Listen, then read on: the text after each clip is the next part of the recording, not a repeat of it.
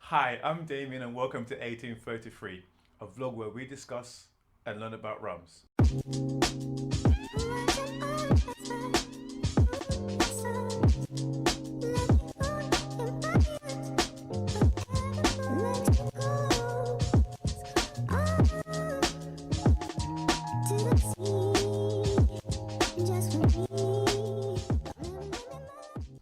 Each month we'll sample a rum and discuss topics such as the history of rum, where rum comes from and how rum is made. Damien, why 1833? Well, voice behind the camera, that's a very, very good question. I'm glad you asked it. So, 1833.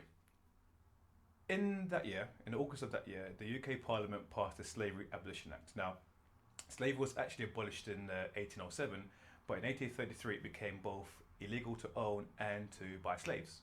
Now, most of you should know, if you don't, you're going to learn something really right away, that, well, basically rum mainly comes from the Caribbean, and the Caribbean was a colony of the UK, so there's lots of slaves there. Now, the act itself was a lot of nonsense, and there are lots of problems with it, and we could discuss it all day long, but we're not going to because this channel's all about fun, it's all about rums. But I thought it was really important that we note this date and mark the significance and the cultural heritage that these colonies brought to the world of rums. So let me tell you a little about me and how I got into the world of rums. So back in the day when I first started going out to bars and clubs, I always avoided carbonated drinks. I just don't like the bubbles. So never see me ordering a beer or a cider. When I was around 18 or so, the drink of choice were brandy, so your Hennessy's and your Cavassiers, and of course champagne. So being the boys who go out to a bar and a club, pop a few bottles, look like rappers, members of the So Solid crew, dance whole night away, looking the part. That bling bling lifestyle. So yeah, that was it. Actually, there was a time where we'd also buy drinks like Alizé and Hypnotic. Now, if you're under 30, you probably don't know about those drinks, but they were a thing, and they were good but very sweet. There's a club in South London, on the Old Kent Road. Can't remember the name of it, but they had this drink. It was a mixture of champagne, Alizé, brandy, and that drink was an absolute killer.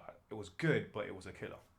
Now, I know those of you that are a bit sharp would have heard me say earlier on that I don't like drinks with bubbles, but then say straight away that I would buy champagne. But the funny thing is, when you're Rome, you do as Romans do, right? So, to be honest with you, right, I do like brandy. Well, let's say that again. Brandy's okay. Brandy's nice. There's nothing wrong with brandy. I just find it a bit boring, a bit one-dimensional without anything really happening. I'm a sort of drinker who likes to sip my drinks, and with brandy, you really got to have a mixer. And I'm not about that lifestyle. So anyway, back then, I was getting, like I said, I was bored of champagne, bored of brandy, and so I needed to find a new drink. And being of Caribbean heritage, rum just made sense. Now, back in those days, I didn't really know much about rums. Probably as much as you guys watching this video, for those of you who are not into rums, I mean. So obviously I know about Uncle Ray Ray, which is Rare Nephews. And then I know a little bit about Bacardi and Captain Morgan's and those sort of drinks. Drinks I probably wouldn't touch much these days. They're not really on my levels. The cameraman's laughing. You elitist. Well, I am what I am.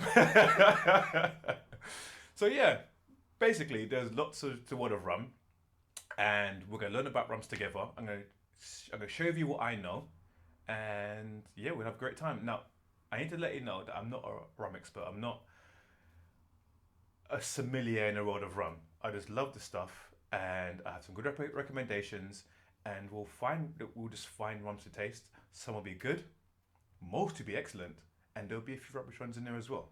But what you get from me all the time is my honest opinion about what I think. Plantation, the name, the brand, not a good look, especially in today's climate. I know it's not. I know it's not a good look. You know it's not a good look, and they definitely know it's not a good look. And they are actually in the process of rebranding themselves. A new name's yet to be found. When it comes, it comes. But today we'll talk about who they are and what they've been doing so far. Now, it's run by a gentleman called Alexandre Gabriel. He's a Frenchman. He has a vineyard and a distillery in the Cognac region of France. He doesn't grow rum in France, obviously, but he does work very closely with rum distilleries and producers, mainly in the Caribbean, but also other parts of the world. Now, the relationship he forges are quite unique, and it allows him to create these bespoke vintages at times, but also bespoke blends of rum. That was the phone beeping. I will make sure I put it on silent next time around. Very, very sorry, it's unprofessional. But we push on.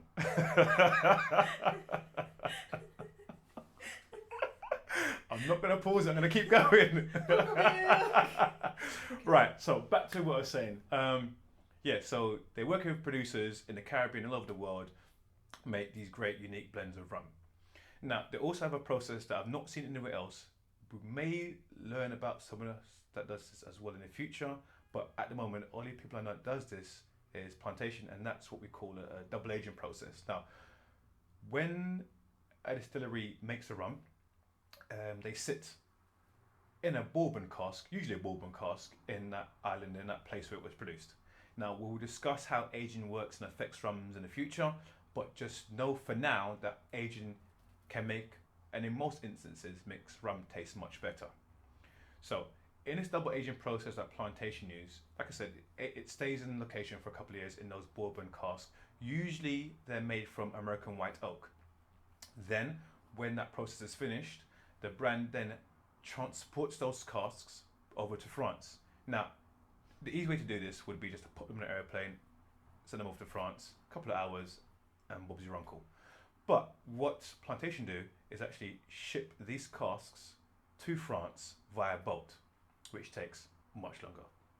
Now, the benefit of this is, if you imagine liquid in a cask and it's on the rough seas and it's moving around, slushing around, it's really giving the rums and the flavors a chance to really combine and mix together in quite a unique manner. And I think that's what gives Plantations some of their signature tastes. Today's rum. There you are. Now, we'll get a proper view of this shortly, but this is a 2009 Fijian vintage. It was aged for 7 years in Fiji and then a further 2 years in France. It's described as being rich and round with notes of buttery vanilla, caramel, cocoa, this is a long list, ginger ale, and fruity notes of quince, hazelnuts, and coconut. That's a long list. I've never tasted rum with that many flavors going on, but let's find out if it's true.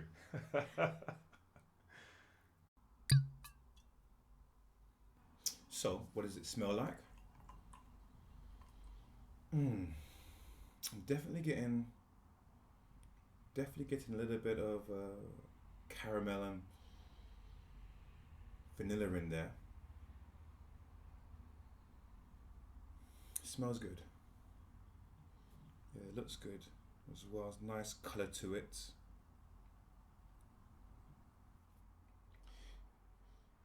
Now with the lime in the glass as well, let's see if it smells a little different, if it affects the note.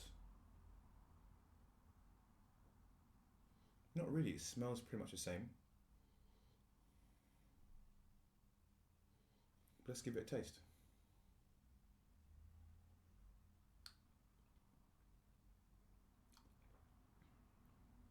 It's really smooth.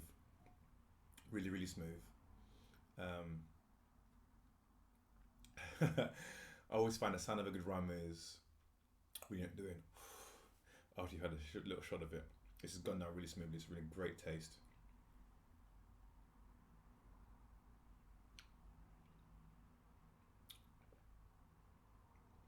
So I'm definitely getting caramel. I think I can taste a little bit of the ginger in there as well. Actually, it's really faint, but there is a taste of ginger in there as well.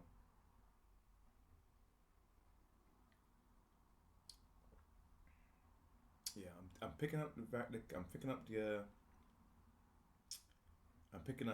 little bit of caramel, vanilla, and a tad, just at the back, a little bit of ginger in there as well. It's really good rum.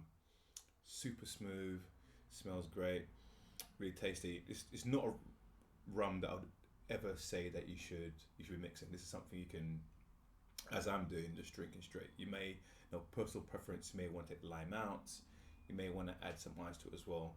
My recommendation is if you were to add ice to this, no more than 1 or 2 ice cubes. You don't really want too much in there to sort of ruin the flavour. When people drink rums, they feel like a really harsh heat burning as it comes down your chest. Not getting it at all. It's there, but it's quite faint. It's not a slap in the face kind of rum. It's a really nice sipping rum. You can enjoy this after a nice meal, certainly. I think this is a very good rum. I think if you were new to the world of rum, and what I mean by that is that your old experienced rums where your Captain Morgans and Bacardis and those sort of drinks, I think drinking this will be a big surprise for you.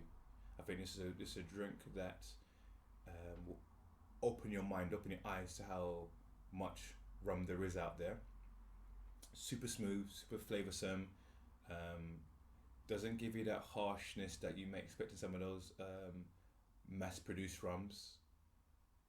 It's really good rum. I would recommend nothing more than a couple of ice cubes and a slice of lime.